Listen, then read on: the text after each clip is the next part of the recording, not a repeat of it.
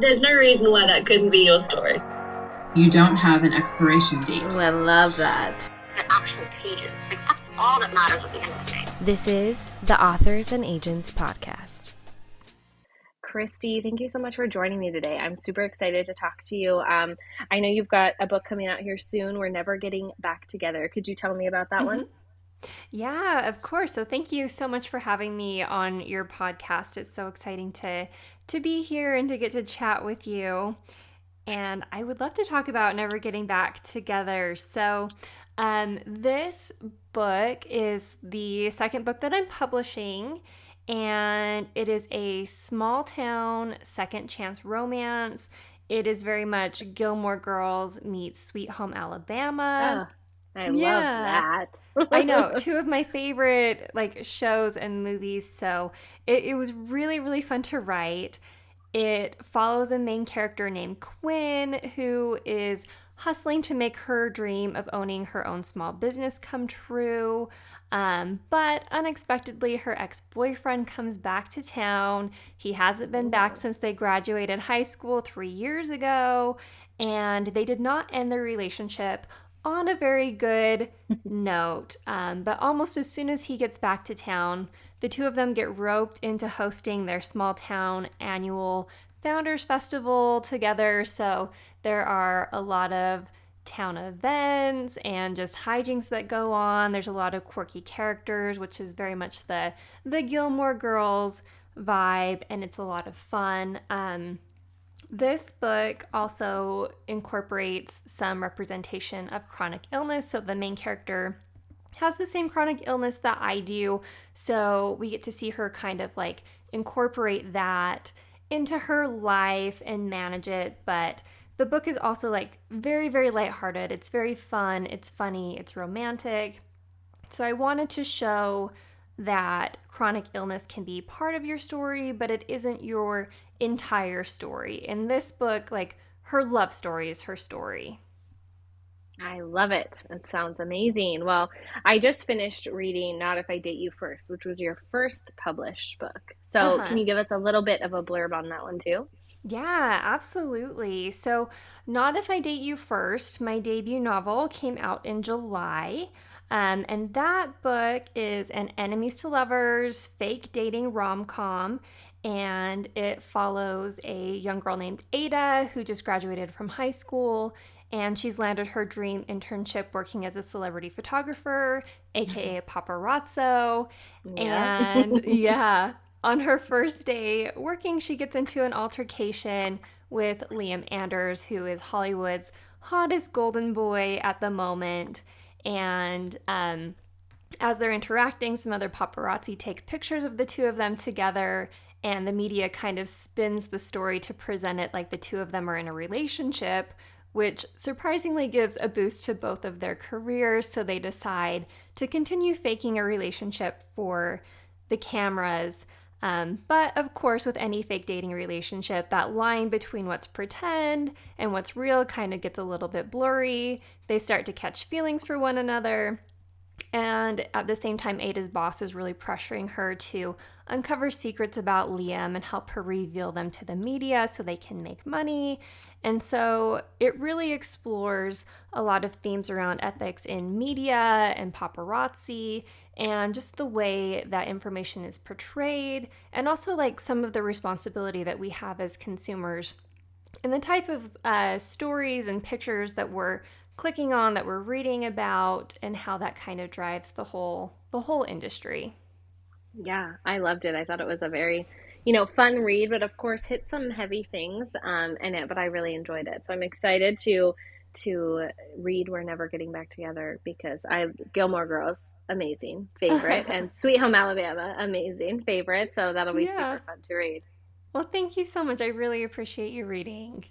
Of course. So tell me a little bit about your journey to this point. You have your debut already out, and you're headed to have your next come. Tell me about your publishing journey. Yeah, absolutely. So, you talk to a lot of authors and people in the book community, so I'm sure you know very well that nobody's publishing journey is easy, and everyone's is very, very different. Mine has been a bit unique. So I wrote Not If I Date You First in 2018, 2019. And I got really lucky in that I got selected to participate in a program called Author Mentor Match. If you're an aspiring author in really the middle grade, YA, or adult spaces now, it's a great program to apply for. If you're selected, you get matched with an author who's already agented or already has a book deal. And that author kind of like basically goes through your manuscript like an editor would and just basically tells you how to fix it and get it ready to query to agents.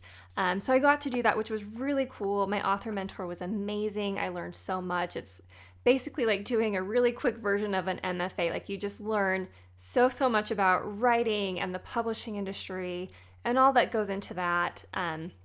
So I did that. I'm very, very active on social media. At the time I was on Twitter. I'm not on Twitter anymore, but I was posting on Twitter about my progress. I just finished all of my edits with my mentor and I was getting ready to go into the query trenches.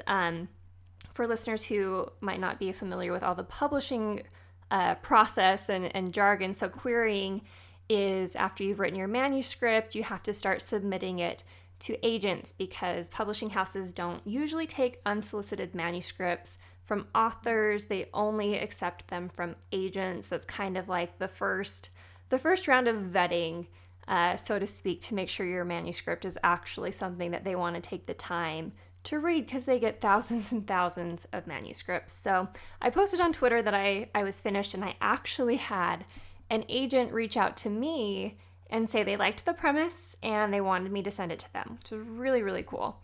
It doesn't happen very often. So I sent her the manuscript. She read it that night.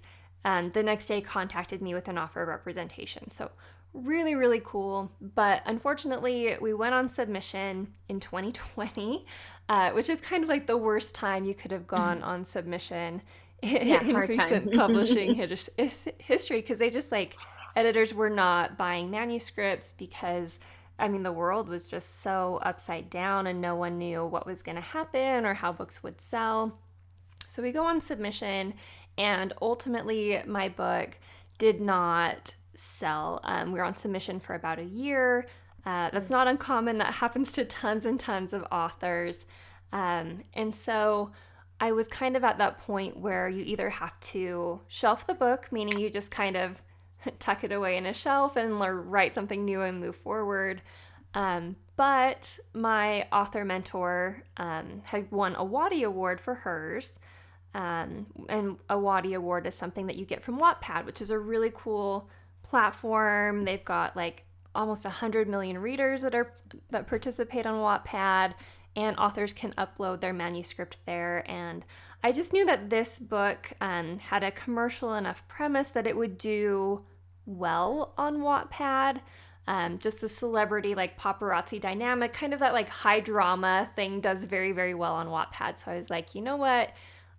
I think this book deserves readers. I know it'll do well on Wattpad, so I published it there, and it did. I had over like 950,000 reads on Wattpad, reached so many readers that I never would in traditional or indie publishing. It was so cool.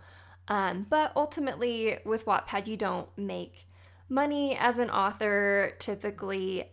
So at the start of this year, I was like, I really want to have this book in like a physical format on my bookshelf. So we're going to do the indie publishing, reach a different group of readers, and then I also get to hold that book in my hands, which is just such a cool experience. Definitely such a cool experience. So, you know, I think you said at the beginning, every author's journey is different and not easy. And I think that that's so true. You know, I'm assuming now that you're no longer with that agent. Right. Yeah. Once you go the indie route, you usually part ways with your agent because your agent gets 15% of all of your commissions as an author. And that's, of course, you know, with the hopes that they sell something for you and get you a book deal. Right. And then they get 15%, which they earn. But when you're doing the indie thing and you're the one that's like fronting all of the costs for it and you're publishing it and you're doing all the work of the marketing yourself, it doesn't really make sense to give an author or to give an agent 15% of your commission because they're not really doing much for you Definitely. at that point. I loved my agent. She did a round of edits on this book, which were really, really helpful. The book's so much better for her, and I loved working with her. And, you know, maybe if we go back to the traditional route in the future, I would love to work with her again. But while we're indie, it just doesn't make sense. Definitely. You know, I think it's both options are valid, right? Both options are different and hard in their own respects. Like I'm sure being on sub for a year was super difficult, but it also is so difficult to be an indie author and to market everything yourself. I talked to one of my indie author friends and she was like, I did not realize how hard this was going to be and like how full time this was going to be before I started it. She's loves it and she's so grateful she chose that, you know, path. But, you know, I think, yeah, I'm glad you ended up where you are, and now you have full control over what your books look like and what they are and when they come out, and I think that's probably really exciting. Right. Yeah, exactly. The control is nice. Being on your own can be tough. There's definitely challenges whatever direction you go in. Publishing is not an easy business. No. No matter what you do with it, it's going to be tough. Definitely. It is not for the faint of heart. It Yep. unfortunately is not for the impatient also because Yeah. it is a very long haul journey no matter which way you go. Exactly. And I think that's one of my been my biggest things that I've had to learn in publishing is patience because nothing is fast. Yes, I am a very impatient person and it tests me every single time. Uh-huh.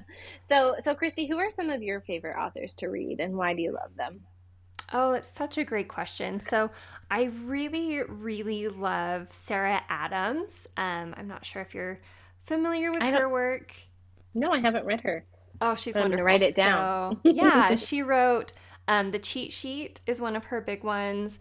Practice Makes Perfect. And When in Rome, they are adult rom-coms and they are closed-door rom-coms. So I feel like they're a little more accessible to a wide range of readers, that if some people don't like the spicier books, then hers still have like some steamy, like kissy romance scenes, which are wonderful.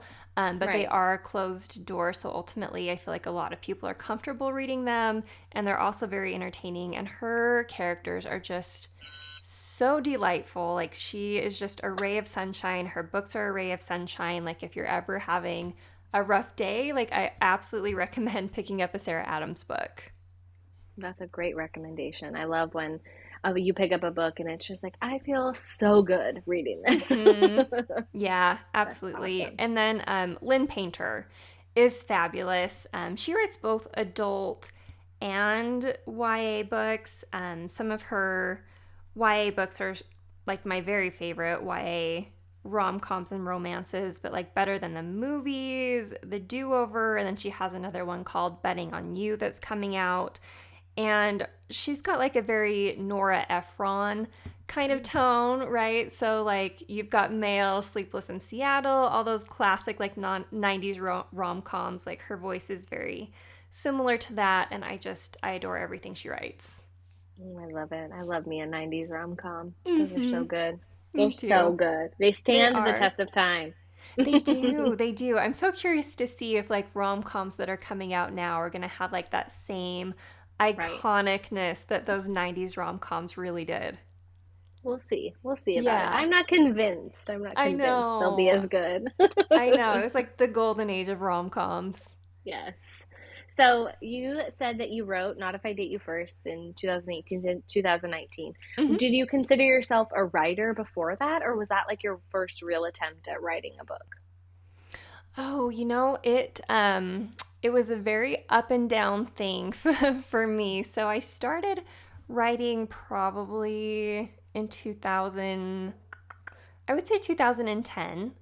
And I started by doing short stories, which was really cool. Like learning to write short stories is very different from learning to write novels. Short stories are much more about prose and like technical writing ability, where with a novel, it's much more about writing an entertaining and engrossing story. And of course, like the craft of writing is there, but it's not such a focus. And so it definitely like flexes different muscles. And short stories are a great way to get started just because when you do want to get an agent or you are on submission, it's nice to have some publishing credits to your name. So being able to say that, I've had several short stories published in such and such publications, like it does just give you a little bit of street cred, which you need, because publishing is such a competitive industry. If you're going trad, I think it's a great place to start. It's a great place to learn, and it's usually really easy to get feedback on short stories. There's so many short story writing groups that you can join, just to kind of help you learn the basics of how to write a story. Yeah, I think that's a great way to do it. I mean, any way that you can flex that writing muscle is wonderful. Wonderful. I agree. So thinking of someone who's maybe switching from a short story format or poetry or who's just never even finished a novel, right? But they want to. What advice would you give to that person who's really wanting to make that goal happen? Right.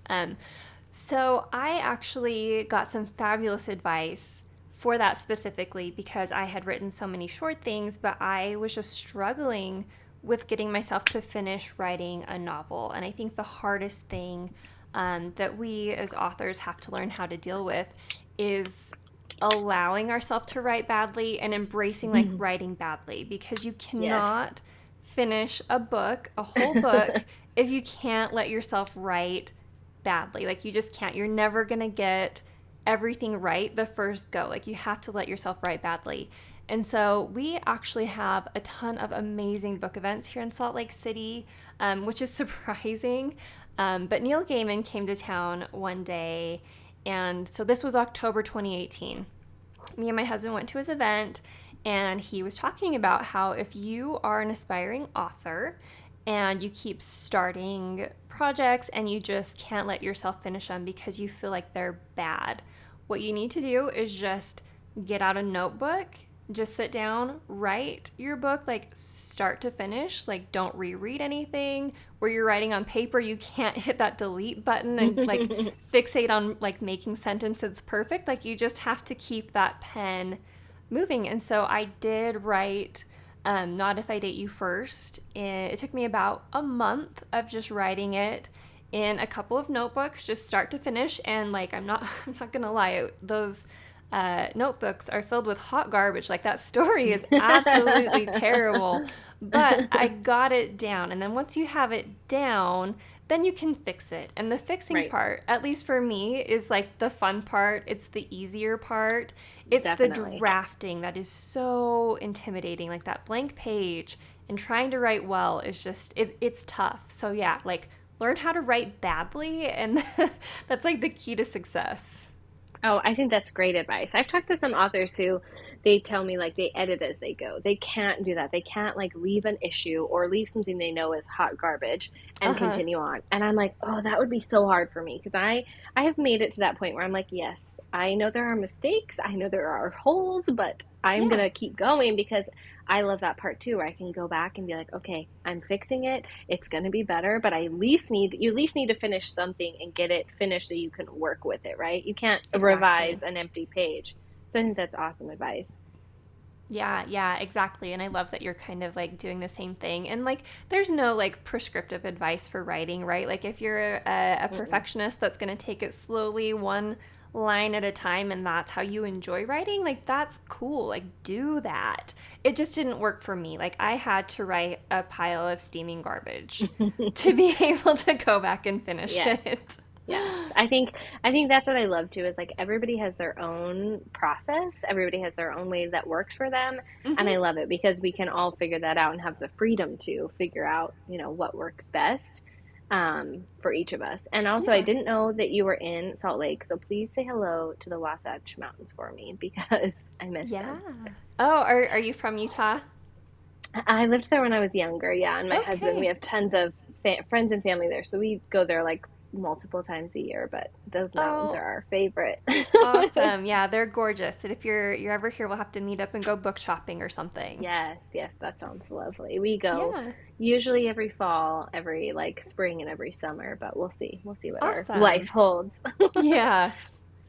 So you are, I can tell loving like romances, but if you were ever to genre hop and write something different, what would you want to take a stab at?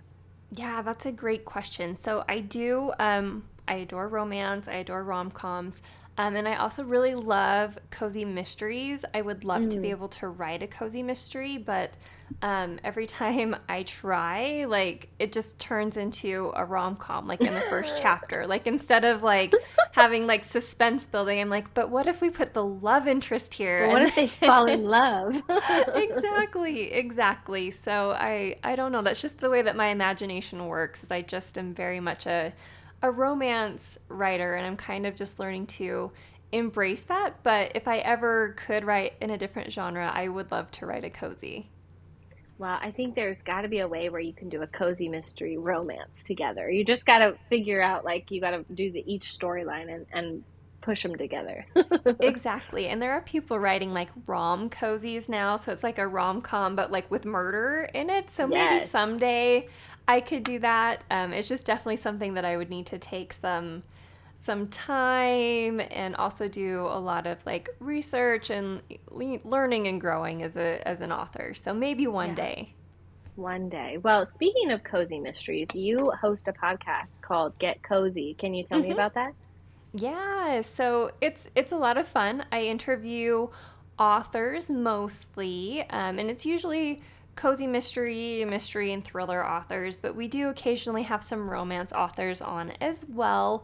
And then sometimes we have readers on just to talk about like what you're reading. Yeah, and funnily enough, like my episodes that perform the best are usually the ones where I have readers on just talking about like book recommendations. Yeah. So it's like I've had some like really big authors like Sally Hepworth and Mia Manansala, Jen McKinley, Lila Sage, like really big authors.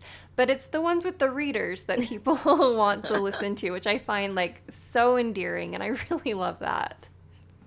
I love that too. And you know what? I think that just shows how much people love books. Like that people are like drawn to the episode where they're like, what does this reader want to read and what are they reading? Tell me more about these other books that I can read too. I think that's so fun. Yeah, agreed. Well, where can we find your podcast? Everywhere? Yeah, it's pretty much everywhere. So the places that people usually listen to it are Apple Podcasts, Spotify, and Audible. I was really excited to have it on Audible for some reason, just because I'm like a bookish person, but those are the three main ones people listen to. But I think it's on pretty much every podcasting platform. I use Spotify for podcasters, and it kind of just feeds it everywhere for me. I don't really have to do anything, which is great because I'm not super great at technology. You may have noticed that today. Hey, technology is the worst sometimes, so it's all right. But I'm glad that it's everywhere for people to listen to. So the Get Cozy podcast, people, make sure you subscribe. Thank you.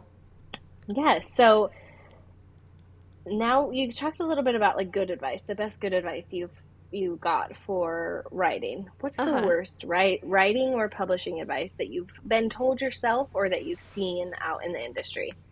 Right. Yeah. I don't necessarily think that there's such a thing as like good or bad writing advice, unless that writing advice is like, you have to listen to this advice and this advice is correct, because there's just like no right or wrong way to write a book. And so we go to tons and tons of author events. Our local indie bookstore, the King's English, has several every month that we usually go to. And I love listening to the authors speak. I love listening to them give advice and talk about their processes. And like everyone is so different. And like it would be so nice if there was one specific thing that we should all do to write a book, but there isn't. Like everyone has to try a bunch of different things and see what helps them get to the end, because it's it's hard. Like you said, like writing a book is not for the faint of heart. Publishing is not for the faint of heart. Yeah. So like if anyone tells you there's only one way to write a book, like they're wrong. You can write a book in any way. And like I just think getting a bunch of different advice, trying it, and then just seeing what works for you and just embracing what works for you is the best thing to do. I think that's a very good thing to remember, because it's like information overload at a certain point, right? Like you could Google, how do I write a book? And you're going to get 25 different opinions on the best way to do it and the best way to outline or not outline or think about plot and all of that. And so, yeah, I think that's a good thing to remember. Like, be flexible, figure out what works for you. But also, if something doesn't work for you, that doesn't mean you're bad. That doesn't mean you're doing something wrong, right? It's just that's not your process and you've got to figure it out. Exactly. Like, it's okay to do something completely different. Like, I have some friends that do like 10 to 20,000 word outlines before they sit down. And then I have friends that are pantsers, right? They just write by the seat of their pants. They sit down and just go from chapter 1, and they do like a zero draft where the whole first draft of their book might be 10 to 20,000 words, and they've just got the bones down. And it's not a good book, but they're going to go back through and fix it. So yeah, just do whatever helps you get to the end and whatever makes the experience fun. I think you'll hear a lot of authors say that they don't like writing, but they like having written, which I think people are surprised by. Like, everyone thinks writing is a passion project, and it can be, but just like find the way that makes the process as fun as possible for you and forget what anyone else has to say about it. That is, yes, a very good thing to remember. Yeah. So when you're not writing, what do you like to do? Oh my goodness, that's a good question. So I like consider myself first and foremost a reader. So we're like very, very involved in the book community.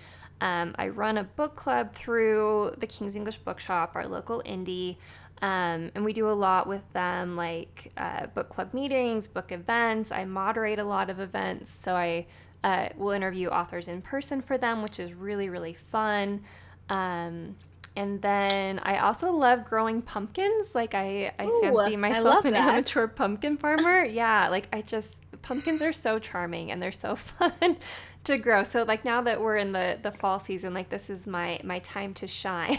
I love it. Yes, it is. That is so amazing. My dad has built this like archway in his garden, and he has pumpkins hanging down and spaghetti squash hanging down. I mean, obviously he's like kind of netted them in so because they're so big, but it's super cool. It's like pumpkins everywhere. Oh my goodness. So I think I need you to send me a picture so I can like try to do it. That sounds so cool. I will definitely send you a picture because it's very cool. He's like a master gardener guy, but yeah, I love pumpkins. He ends up with tons of pumpkins, and they're so fun to have fresh ones. Yeah. Oh, I love that. Yeah, I can't wait to see it. So I have one last question for you. It's an easy question, and it's my favorite one. Okay. I'd love to know what your favorite book is right now. Not your favorite book of all time, not the best book ever, just something you've read recently that you're really excited about and want other people to know about. Sure. Oh, I love that question. I love pushing books, and I find it so much easier to talk about other people's books than my own. Yeah. And I mentioned this book earlier, but my favorite book this year is The Cheat Sheet by Sarah Adams. And so this book is a friends to lovers book, and it follows a dance instructor named Bree, who is just hopelessly in love with her best friend, Nathan Donaldson, who's like a star quarterback for an NFL team. And it is like it's just like a love it already read. Yeah. So I don't know if you've seen Ted Lasso. Yes. Yeah. Okay, so I am like so into Ted Lasso.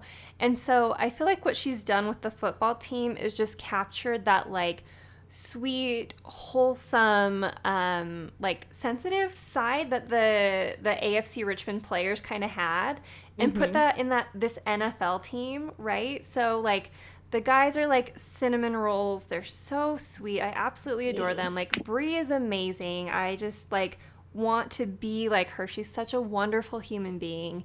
And it's just like I've read it 3 times in the last couple months because it's just I love that. Yeah, like if I am stressed, I'm going to read this book just over and over again because it just feels like so happy and uplifting. It is like sunshine in book form. And what's really cool about this book is she indie published it originally, and then it just became like one of those like TikTok sensations, right? Yeah, so then it got picked up by like a major publishing house, and now all of her books are coming out like traditionally from major publishing houses. So I think that's a cool story, and it's just a beautiful book. That's amazing. If you've read it 3 times, that's high praise. And I love anything football related. I'm like the biggest football junkie, and so that one's happening. I'm reading it soon. Oh yeah. Definitely read it then. You would love it. Well, awesome. I'm so excited. And Krysti, thank you so much for chatting with me today. This has been super fun. I'm super excited to read We're Never Getting Back Together. That comes out in December. And I'm excited to see what comes next for you and to cheer you on along the way. Oh, thank you so much. And thank you so much for having me. It is always like such a pleasure to be like a guest on a podcast. I feel so fancy whenever I bet. I get you feel to do so that. special. The spotlight is on you. You're not hosting. You get to talk about yourself. Exactly. So thank you for having me, and let me know how everything is going for you in your own like writing and podcasting journey. And I am just excited to see what you do too.